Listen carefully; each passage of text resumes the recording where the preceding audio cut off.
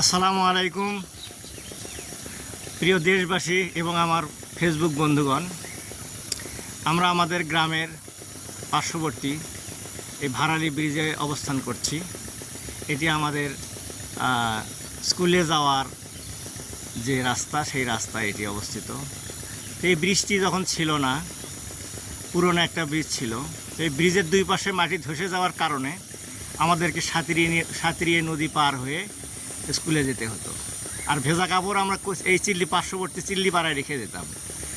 আর ছাত্রীদের যে বই পুস্তক, এগুলো সব আমার শিক্ষক বাবার হাতে দিয়ে তারা নির্বিঘ্নে সাঁতরিয়ে পার হইতো। আর ওগুলো আটি বেঁধে নিয়ে আমার বাবা সাঁতরিয়ে পার হয়ে ওই চিল্লিপাড়ায় গিয়ে ওদের হাতে দিত। ফেরার পথেও একই অবস্থা ঘটতো। তো এই স্মৃতিগুলো মনে পড়তেছে। তো এই সাঁতরিয়ে পার হতাম ব্রিজ থাকা সত্ত্বেও, পরবর্তীতে ব্রিজটা ভেঙে পড়ে যায়।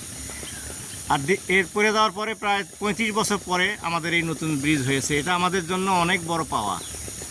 তো যাই হোক, হাঁটতে হাঁটতে আমরা শুরু করেছি হাঁটা। আর আমাদের ছোট ভাই প্রিন্স, সে হাঁটা শেষ করে ফিরছিল। একই সাথে সে আমার ছোট ভাই, একইভাবে সে আমার ছাত্র। যাই হোক, তো আমার স্নেহভাজন, ওকে আমি খুব ভালোবাসি। ও আমাকে যথেষ্ট শ্রদ্ধা করে, প্রাপ্য সম্মান দেয়। তো গ্রামে আসলে ওর সাথে আমার সময়টা বেশি কাটে। তো এই আর কি, আছি, আমরা ভালো আছি।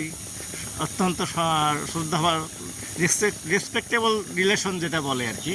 তো সেই ভালো সুসম্পর্ক নিয়ে আমরা চলছি। আমাদের খুব ভালো লাগতেছে। এই তো, সবাই আপনারা দোয়া করবেন, সবাই ভালো থাকবেন।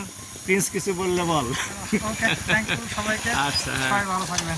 আচ্ছা, আসসালামু আলাইকুম।